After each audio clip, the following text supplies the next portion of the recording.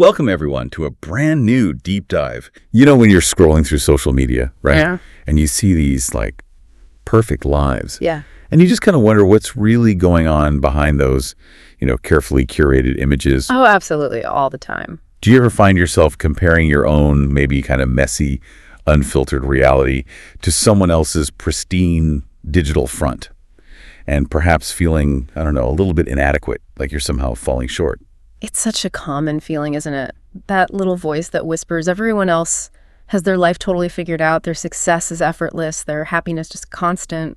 While you're, behind closed doors, maybe grappling with a whole stack of unspoken stuff, private worries. Exactly. Well, today, that's precisely what we're doing in this deep dive. We're peeling back those layers, looking at what it really means to appear lucky in this modern world of ours. Yeah, our mission today is all about pulling back that sort of shimmering curtain of public perception. Mm-hmm. We want to reveal the often raw reality underneath. This whole deep dive, it's focused on exploring the messy, really complex, and, let's be honest, frequently hidden realities of modern womanhood. Things like relationships, self-perception, all that stuff. And we've got a really rich stack of sources to dig into today. It's this collection of interconnected personal accounts, some really intimate confessions, illuminating social media posts. Yeah, it offers this incredibly unvarnished, almost startling look at the struggles bubbling just beneath the surface of apparent luck and, outer perfection. And our aim here is pretty clear. We want to extract the most important nuggets of knowledge, the real insights from all this material. Right. We want to help you, our listener, really understand the profound pressures and the often invisible private battles that so many people face in our, hyper-connected, image-obsessed world. Ultimately, yeah, we're hoping to maybe challenge and reshape your own understanding of what it truly means to be lucky when you're just surrounded by these idealized images constantly. Our source material for today, it's genuinely fascinating. It's like this tapestry of human experiences. It really is. It's woven mostly through the eyes of three distinct women, Ruby, Beth, and Lauren. And their lives intersect in these really unexpected, sometimes quite dramatic ways. And we also see their interactions, don't we? With family, friends, and of course that ever-present demanding world of social media. It's all in there. It gives us this incredible, almost kind of voyeuristic chance to look closely at that often huge, sometimes painful gap between how things look publicly and what's really happening privately. And what's so striking, even before we dive into the specifics, is the title of our source material itself, So Lucky. Yeah. It just immediately throws down a challenge, doesn't it? It invites us, almost insists, that we question what luck really means in a world where everyone else's life often seems so perfect, at least online. Right. It forces you to confront what it means to, acknowledge your own struggles when outwardly you look like you have it all together. Exactly. It subtly pushes back against that pervasive, often totally unfounded belief that if you have certain things, wealth, beauty, the seemingly perfect family, then you must be happy, you must be fulfilled, you've got nothing to complain about. That title, it almost feels sarcastic, doesn't it? Like a little whisper of doubt undercutting this loud shout of everything's great. It does. It sets a wonderfully intriguing and, slightly unsettling stage for everything we're about to unpack. Okay, so let's jump into our first section. We're calling it The Curated Life, Social Media, Perception, and the Price of Public Persona. And right at the center of this curated life, we find Lauren Pierce. She's the main influencer figure here. Yes, Lauren. She's like the quintessential example of this modern social media facade, isn't she? A living, breathing advert for a seemingly flawless life. Totally. Her Instagram feed is just this constant, vibrant stream of, apparent perfection. We see post after post featuring trendy products. What was it? The hashtag Green Machine QT juicer? Oh yeah, the juicer. The hashtag All the Frills lingerie suggesting effortless sensuality. Refreshing, hashtag fresh coconut water, even specific stuff like hashtag Pantene Full Volume shampoo for that perfect hair bounce, and adorable hashtag cutie collars for her pets. And she's often pictured in like a serene yoga pose, maybe holding a bright green juice, just radiating wellness and effortless beauty. And the captions match, don't they? Meticulously polished, brimming with optimism, aspirational hashtags like hashtag self-love, hashtag happiness, and now one you always see, hashtag women supporting women. It's everywhere. She's not just selling products, she's selling an entire lifestyle, isn't she? An image of pure, unadulterated bliss that just screams, my life is perfect and yours could be too, just follow me. And her fans completely buy into it. The comments are wild. You see things like, I wish I was you have the perfect life, and that ultimate digital praise, queen, just total adoration. But here's where it gets really interesting and honestly quite sad. There's this stark, almost painful contrast between that dazzling public image and her very private anxieties or deep self-doubt. The source tells us explicitly that even though she posts publicly about battling anxiety, which is, a carefully chosen, relatable struggle these days. Right, relatable vulnerability. Exactly. Privately, Lauren admits feeling profoundly uneasy, genuinely scared, and fundamentally unworthy.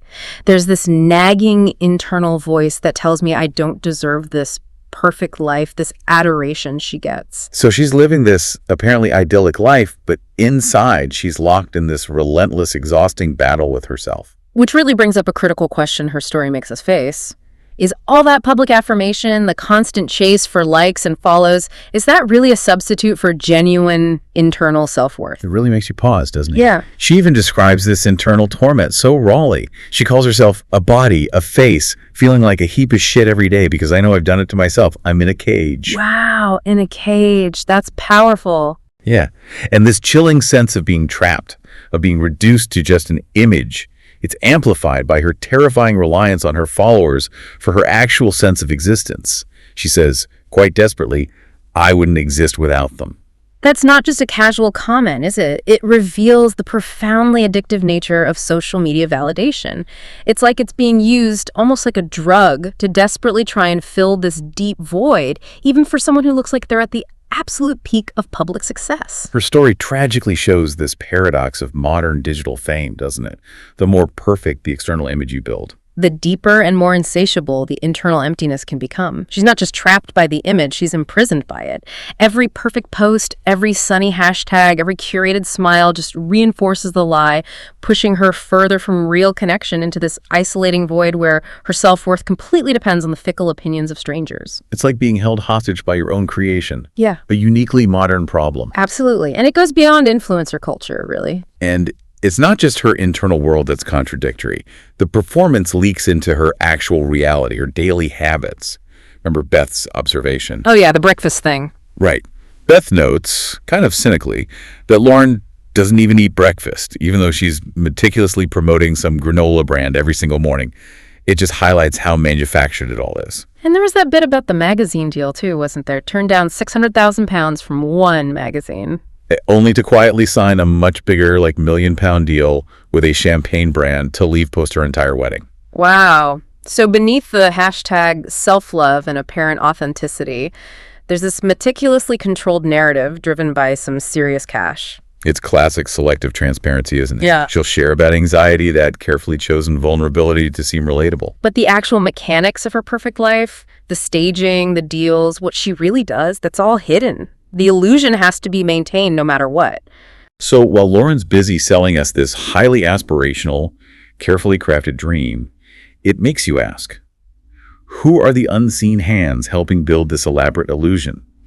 And what kind of ethical tightrope are they walking? And that leads us, fascinatingly, to Ruby, the architect of illusion, as you put it. Exactly. Tell us about Ruby. Ruby is a retoucher for high-end fashion magazines. She's a key but totally invisible figure in creating these idealized images that just saturate our media. So her job is basically taking women who are already stunningly beautiful And digitally manipulating them to look even more beautiful.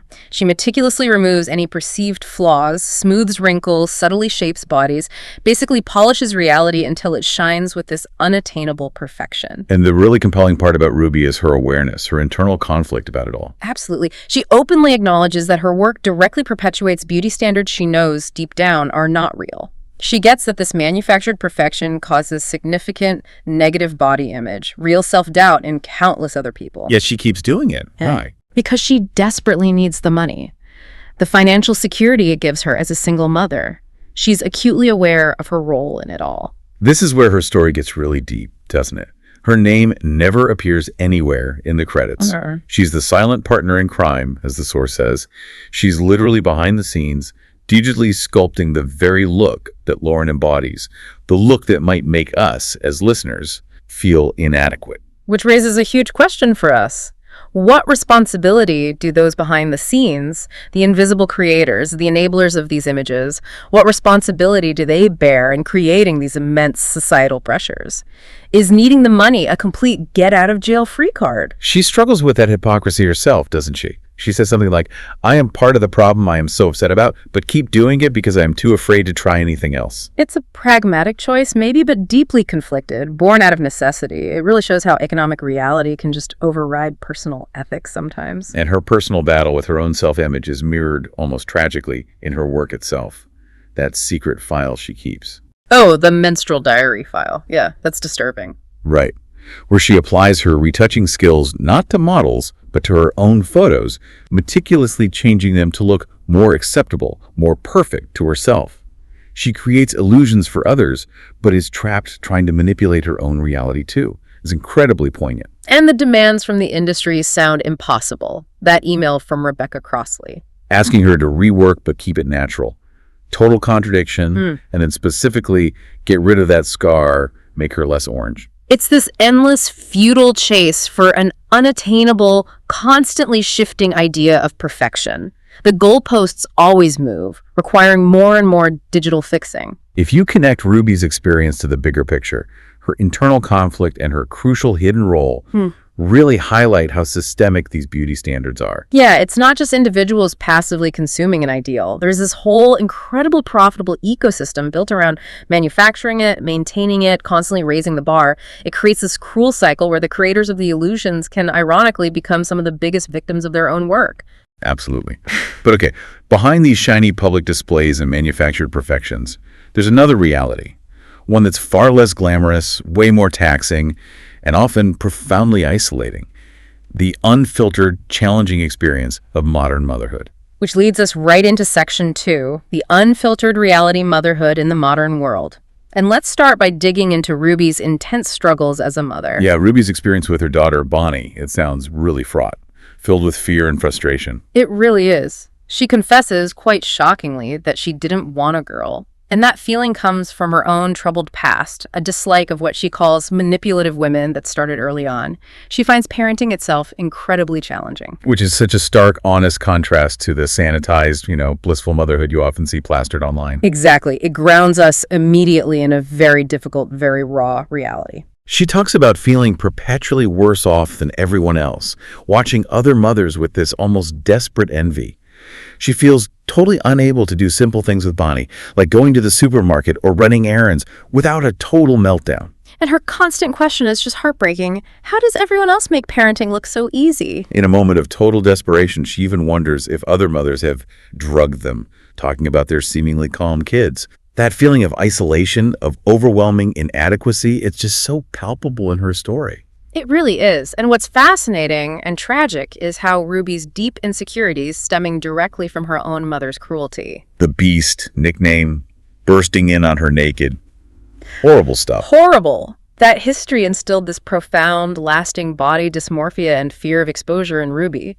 And now, as a result, she actively fears her own daughter, Bonnie, seeing her naked. She's internalized her own past humiliation. And her self-perception, seeing herself as ugly and angry, casts this long shadow over how she interacts with Bonnie. Which raises that crucial question about generational trauma, doesn't it? How do these unaddressed wounds manifest in parenting styles, often creating this painful, sometimes invisible cycle of emotional distance or fear? The source paints this really vivid, heartbreaking scene in a Marks & Spencer's changing room. Bonnie's having a full-blown tantrum, screaming on the floor. Ruby's desperate, flushed with shame, exhausted. And she can feel the judgment, can't she? The old ladies watching, whispering things like, poor girl, she's frightened. It's this moment of excruciating public humiliation that just crystallizes her intensely private struggle with motherhood. Such a stark contrast to the calm, collected mothers she imagines everywhere else. And her emotional distance from Bonnie is just heartbreaking. She admits, with almost shocking honesty, I don't really know what she likes because I rarely ask her. That's not indifference, though, is it? It feels more like a reflection of her own internal turmoil, this protective wall built from her insecurities and past trauma, making real, vulnerable connection incredibly hard for her. Exactly. We do see that tiny fleeting moment of connection with Bonnie during the mouse release in the park. Bonnie shows some unexpected sweetness. But even then, Ruby immediately feels this wave of regret for her own past cruelty, her emotional coldness towards her daughter. And in that incredibly vulnerable moment, she confesses to a complete stranger, a man in the park, that her interactions with Bonnie are often so distressing.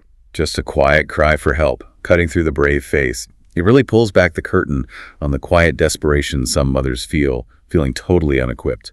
It absolutely underscores the immense, almost unbearable pressure on mothers to project this image of effortless competence and joy, even when they're crumbling inside.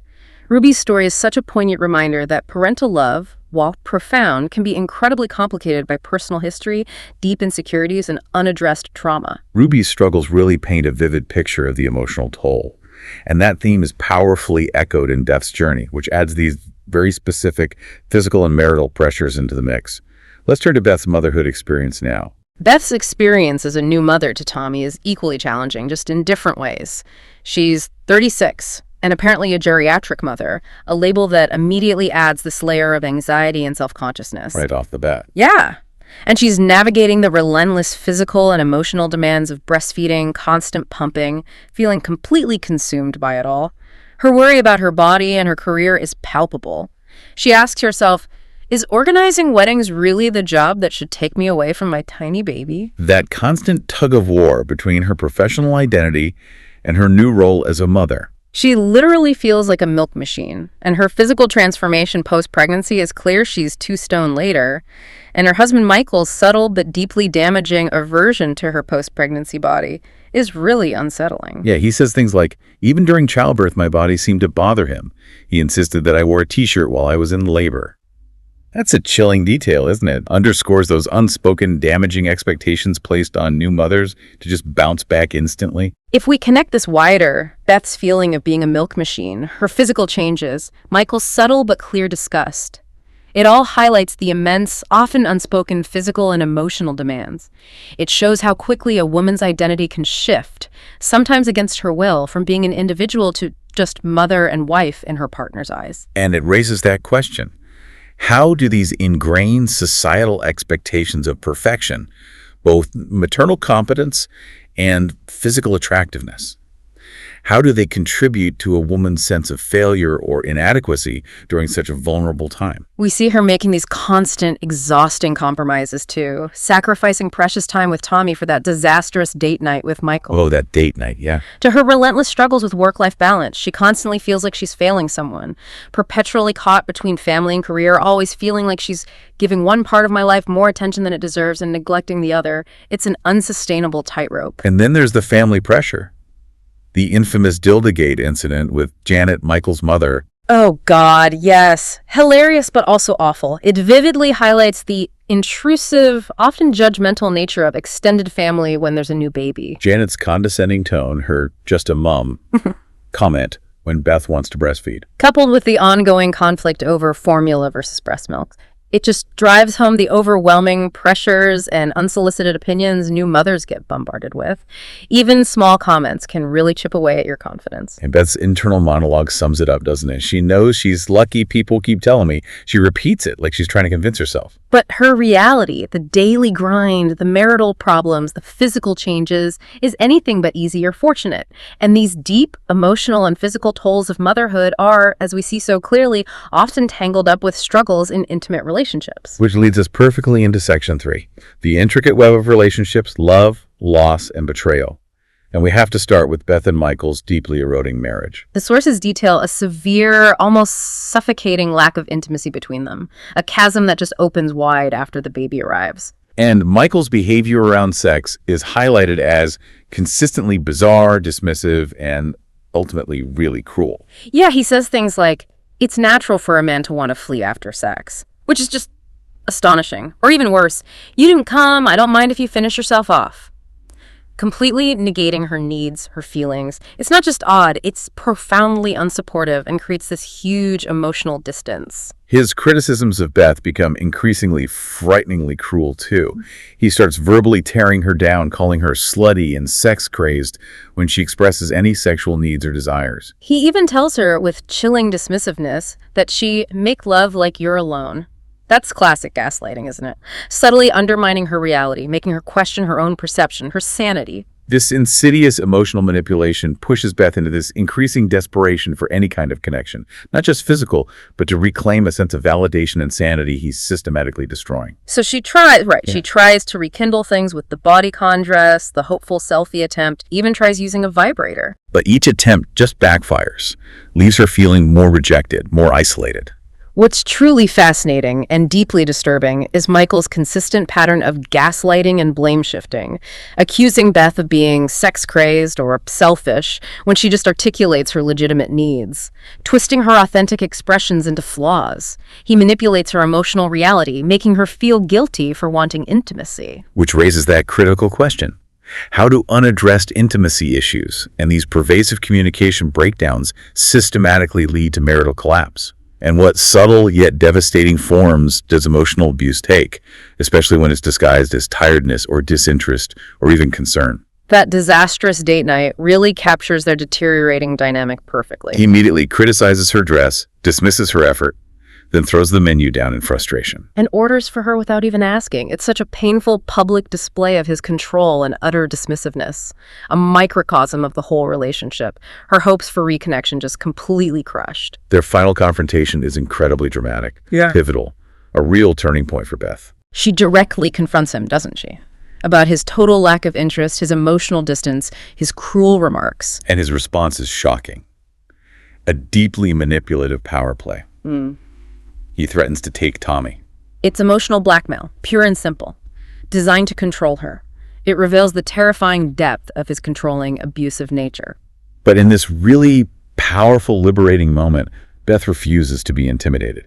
She makes the courageous decision to leave him. And immediately feels this profound sense of relief, calm washing over her. The magic she'd been desperately seeking wasn't in rekindling something hollow with Michael. It was in reclaiming her own self-respect, her agency. It's a moment of genuine, hard-won empowerment, her liberation. Her internal realization as she falls asleep next to Tommy later is so powerful. This is how it should be. It signifies that breaking free from that toxic dynamic, however painful, leads to a truer, more authentic peace and self-worth. It's a powerful statement about prioritizing herself and her child over the pretense of a dead marriage. Absolutely. So while Beth's marriage crumbles from neglect and abuse, Lauren's relationship faces this far more public, utterly shocking betrayal.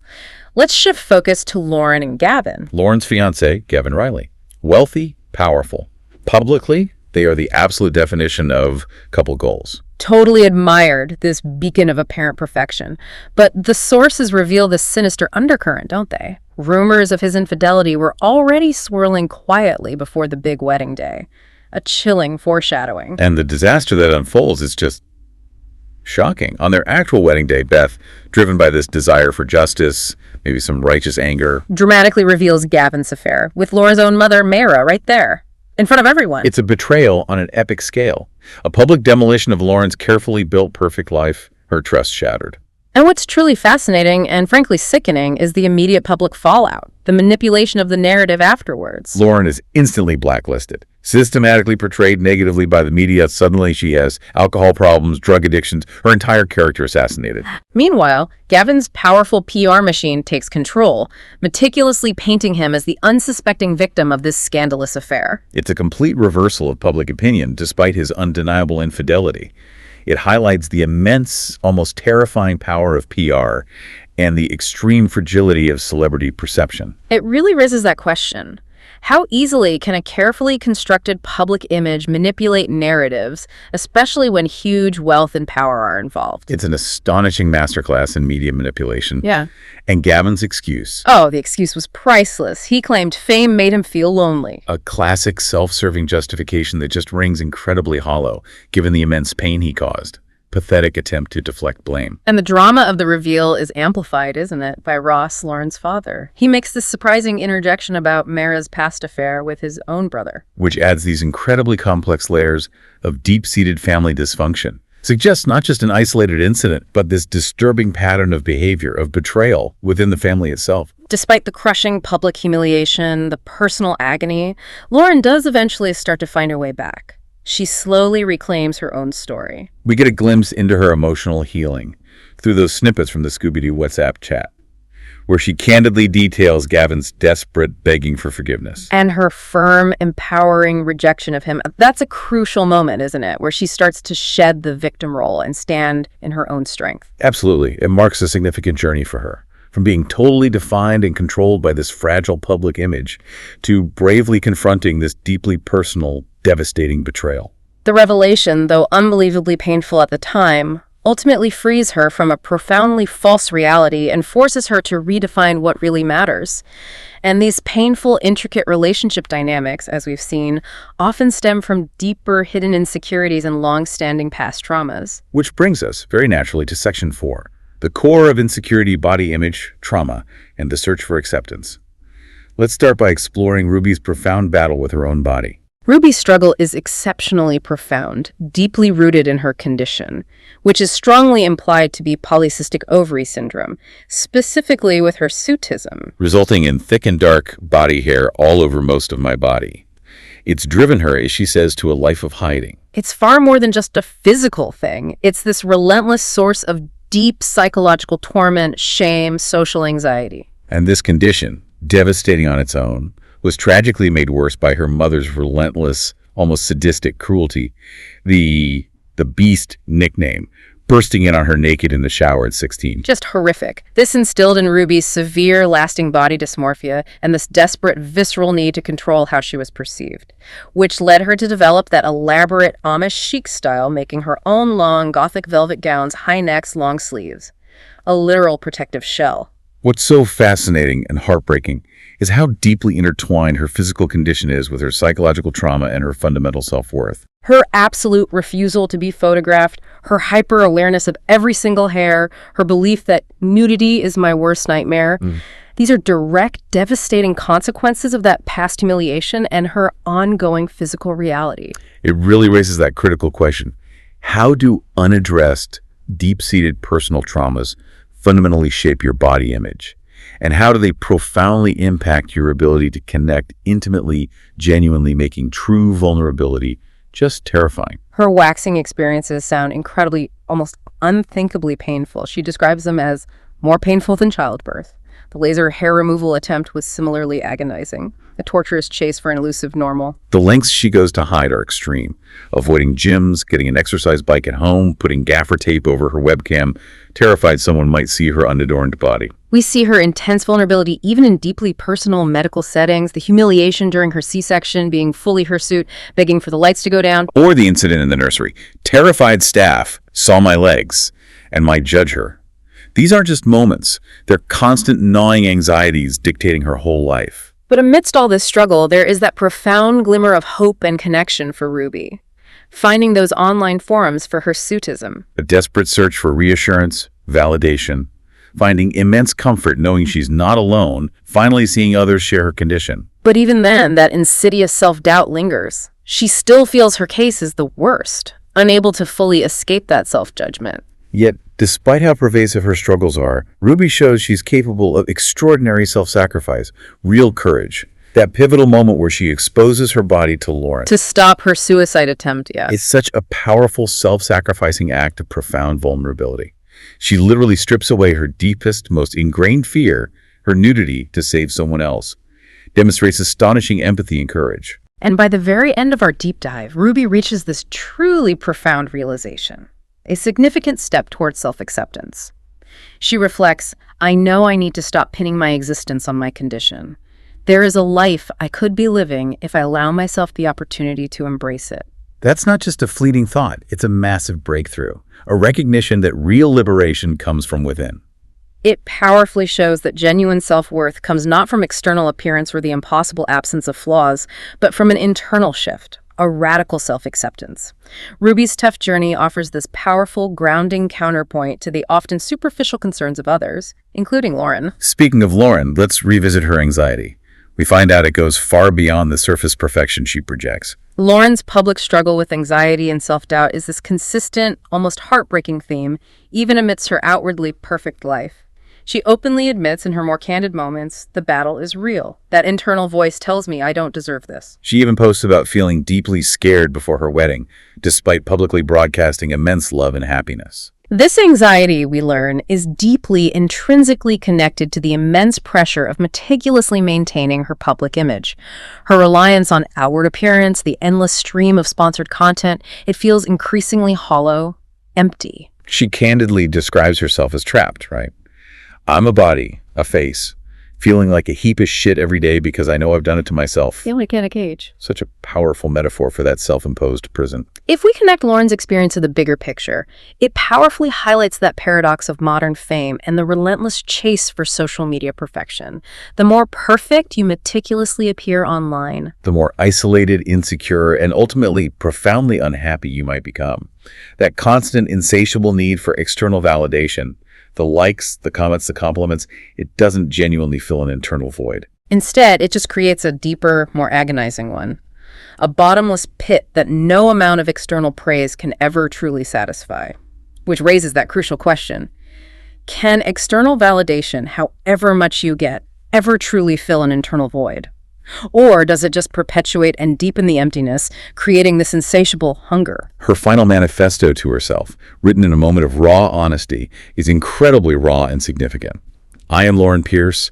I am sad and often afraid. I must ask for help. That's not a performative social media post. That's a deeply personal, almost a desperate breakthrough for someone who's meticulously hidden her true, struggling self behind this impenetrable facade for so long. It's a powerful realization that authentic self-worth, genuine well-being demands confronting internal struggles head-on, not perpetually seeking external affirmation that ultimately rings hollow. All three of these women, in their own unique, often painful ways, are searching for something fundamental, aren't they? Acceptance, profound understanding, and a new, more meaningful definition of look that goes way beyond superficial appearances and external markers of success. And this brings us to our final, pivotal section. Redefining lucky authenticity, resilience, and sisterhood. The epigraph of our source defines LUCK as success or failure apparently brought by chance, rather than through one's own actions. But as we've seen, our characters' journeys directly challenge this simple definition, forcing us to rethink what true luck might actually be. How do our characters embody, or more often, defy this? Each woman's journey absolutely challenges this overly simplistic, almost naive definition. Take Ruby's initial perception. We were all so L-icky. What could we possibly have to complain about? That's her outward, almost desperate attempt to rationalize her own internal pain. But it's contrasted with the profound wisdom she later finds. Everyone is fighting a battle you know nothing about. Exactly. Her eventual hard-won realization, maybe I am lucky after all, isn't about some external stroke of fortune. It's a deep internal shift in perspective, a recognition of her own inherent strength, her survival. Beth, too, constantly grapples with her own perception of luck, repeating that phrase, I know I'm lucky, people keep telling me, like she's trying to convince herself. Yet her daily reality is undeniably filled with crushing marital discord, constant self-doubt, the relentless demands of new motherhood. Her luck is just a societal expectation, not something she feels. And Lauren's public pronouncements of immense luck on Instagram clash violently, almost painfully, with her private turmoil and gnawing anxiety. The sources vividly show that external luck, vast wealth, beauty, public adoration, often masks profound unhappiness, deep insecurity, and aching void, which raises that critical question for all of us. How do individuals navigate the overwhelming societal pressure to appear lucky or perfect when their internal reality is anything but? It's about that necessary, profound shift, isn't it? From desperately seeking external validation to courageously embracing internal authenticity, however messy that might be. It's that really poignant observation from Ruby about the man she sees on the park bench that captures this shift. Remember, I find comfort in knowing other people are hurting. I have a habit of telling myself that I am worse off than everyone else. When I meet someone else with a physical or emotional defect, I feel connected to them. That speaks volumes about the shared human experience of suffering, doesn't it? How recognizing it in others can, paradoxically, offer this strange, profound sense of solidarity. A connection born from shared imperfection. It's such a powerful insight, a fundamental move away from destructive comparison towards genuine empathy and connection.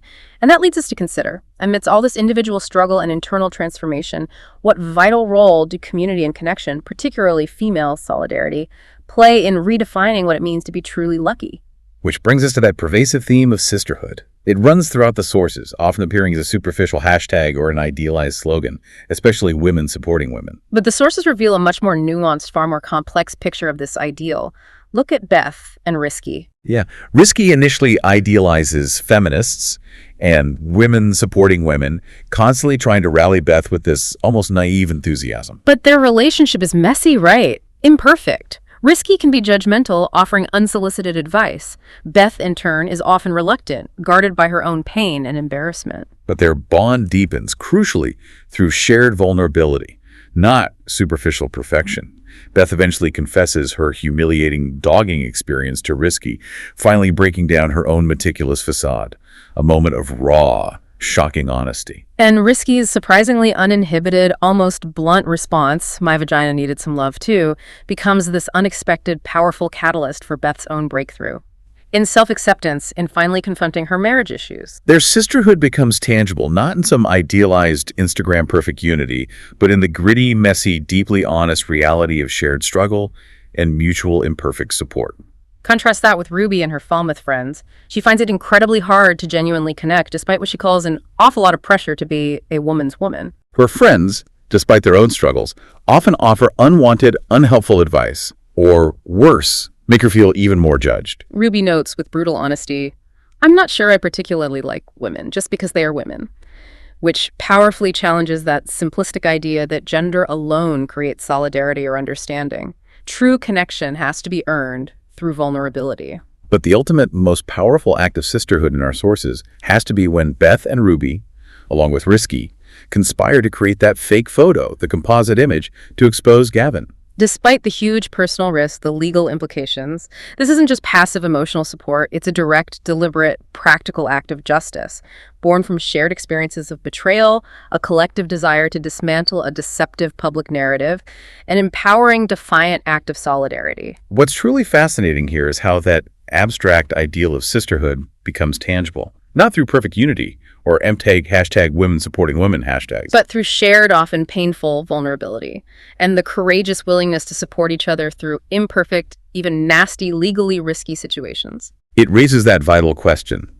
What does true female empowerment genuinely look like when filtered through the raw, unfiltered lens of lived experience, rather than social media slogans? It's often far messier, infinitely more complex, and ultimately profoundly more impactful than any curated ideal could ever be. It really shows that real connection, the kind that truly sustains us, can be forged not in comfort, but in the fire of shared struggle. It leads to acts of astonishing courage, profound mutual support that go way beyond mere platitudes, authentic, living examples of solidarity. Ultimately, these women, by bravely confronting their raw realities and leaning into these messy, imperfect connections, they begin to find a path toward genuine strength, peace, and a truer definition of lucky. This deep dive has shown us with real clarity, hasn't it, that what often appears as luck from the outside the perfect Instagram feed, the ideal marriage, effortless motherhood, frequently masks profound internal struggles, deep anxieties, private battles. We've seen how social media can distort our perception of reality, how demanding motherhood can challenge a woman's very identity, how relationships can crumble under unspoken pressures and insidious emotional manipulation. And how unaddressed personal traumas can powerfully shape our deepest insecurities and our capacity for genuine connection. The profound, overarching insight we take away from these rich sources is this: authenticity, the courage to have difficult conversations, pursuing genuine human connection even with all its messiness and imperfection, are far more liberating, more sustaining, and ultimately more rewarding than endlessly maintaining a fragile facade of perfection. Each woman in these stories, in her own unique way, learns that true strength, lasting peace, a real sense of luck, comes not from hiding flaws or pretending they don't exist, but from bravely acknowledging them, embracing them, and daring to seek genuine, vulnerable connection with others. So what does this all mean for you as you navigate your own world, your own feed, your own struggles? Perhaps it's a powerful, empathetic reminder that every single person you encounter, no matter how lucky or perfect they seem on the surface, is likely fighting a battle you know absolutely nothing about. A struggle hidden beneath their own carefully constructed facade. What might happen then if we all dared to be just a little bit more real, with ourselves and with each other, and bravely embrace the beautiful, imperfect, utterly unique realities of our own lives? Thank you so much for joining us on this deep dive. We hope you'll keep thinking about these themes: duty, sacrifice, identity, and those surprising, sometimes difficult paths to finding what truly makes you happy.